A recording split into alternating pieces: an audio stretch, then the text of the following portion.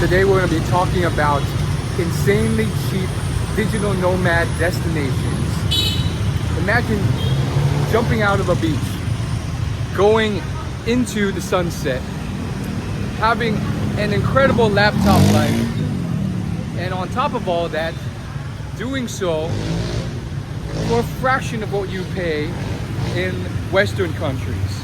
I'm currently in Hanoi City, Vietnam, and I want to talk to you about some of these destinations and my thoughts on them. Are they really as good as they seem? So let's kick off the list with the first one, which is in Vietnam, and it's Da Nang, Vietnam. Now there's many places you could station in Vietnam: Hanoi, Ho Chi Minh, but let's just talk Vietnam and Da Nang as well, which has been picking up steam in the last couple years and a lot of attention. So I would say what I've heard about Vietnam is that it's starting to get more attention, picking up steam in terms of costs, but it still could very well be worth it. One thing you have to avoid though is the rainy season. I discovered that if you go during the wrong time of year,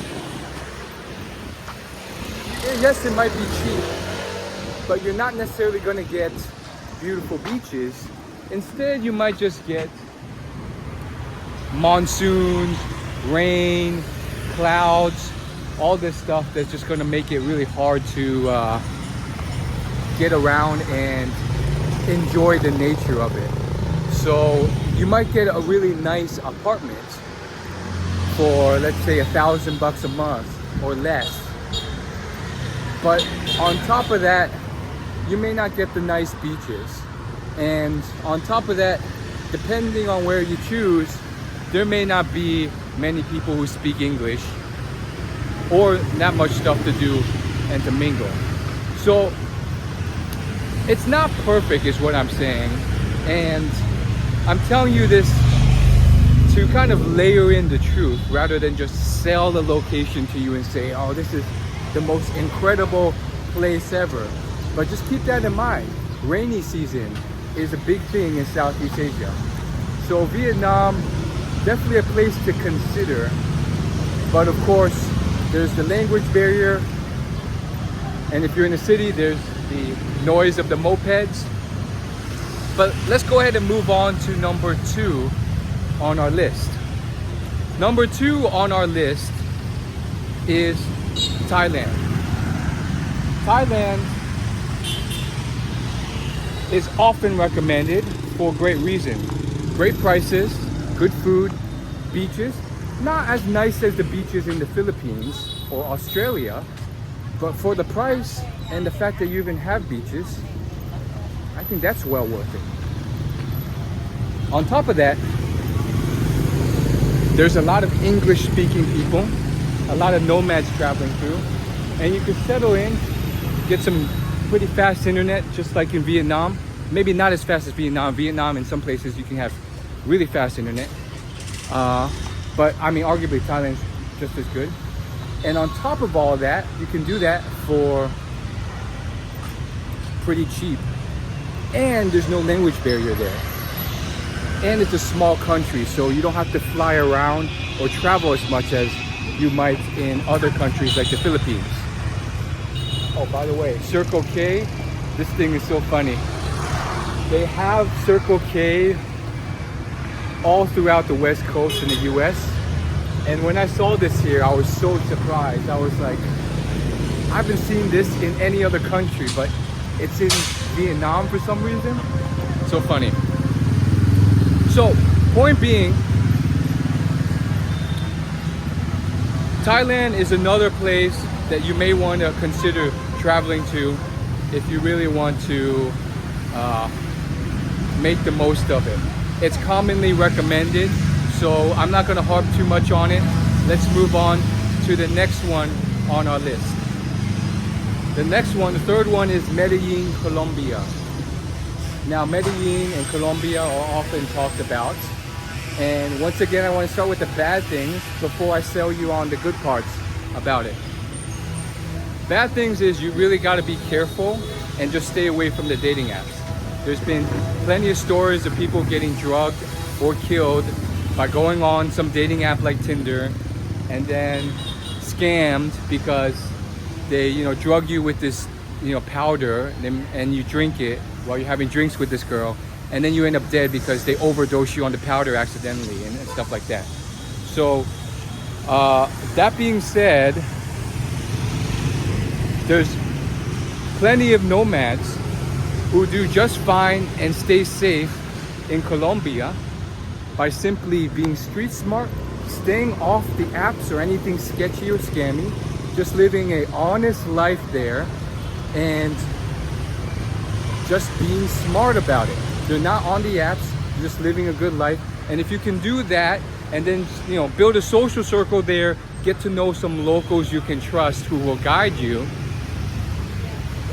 all of a sudden you're looking at a place that costs a fraction of what you would in the US or Canada, and on top of that has lightning fast internet, has a bunch of amenities and activities that you can visit, great food depending on if you like Latin food, all these other things for a fraction of the price that you would pay in the States or in Europe.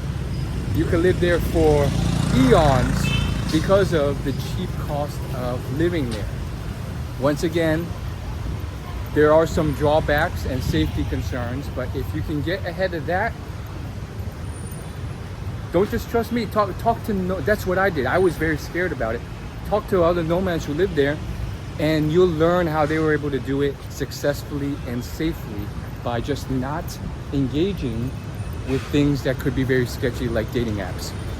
Okay, let's move on to number 4. Number 4 on the list. Number 4 is, of course, Indonesia, specifically Bali, Indonesia, but there's plenty of others. And you might be like, oh, I've heard this one, of course. Well, here's the thing. While I can recommend you some other places, I did some research and some other random spots that were unique came up, like Georgia or Cape Town, South Africa. At the end of the day, you can go to these obscure places like Georgia or South Africa, but compared to something that's legit and proven and maybe repeated often and well known, but also well trusted, go with the one well trusted. There's a reason why so many people go to Indonesia, Bali in particular, and they go to shop, they go to live as a nomad, they intermingle, is because of all the great things that it has to offer. There's one bad thing about it, which is something called Bali belly, which I heard about recently. And the main idea is you can get like food poisoning or sickness because they don't wash their vegetables or fruit well.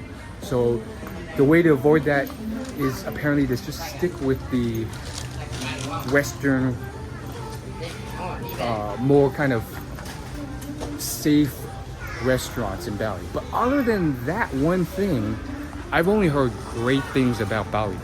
Like compared to all the other things on this list, which, and other countries where you hear a good amount of bad with the good, that's the only bad thing I've heard about Bali. Most people love it. It's very international. You're gonna find every country there. It's very English speaking friendly. The dating scene is great. There's no issues with scams and stuff like you might hear in Colombia or Vietnam when you're on the apps. It's affordable, it's great, fast internet, lots of facilities, lots of gyms, spas, all these things built in to essentially make it so that your lifestyle is incredible facilities, gyms, restaurants, activities, surfing, beaches, which is all great for a incredible price. Now, once again, all these places, you do also have to factor in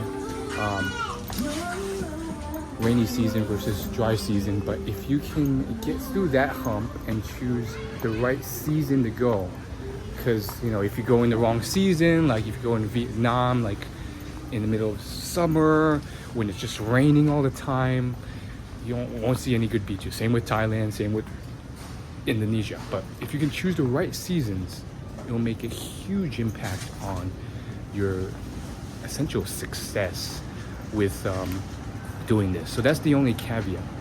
But those are the places I would recommend and that I've heard are really good. Now, yes, some of them are repeated often, but for good reason.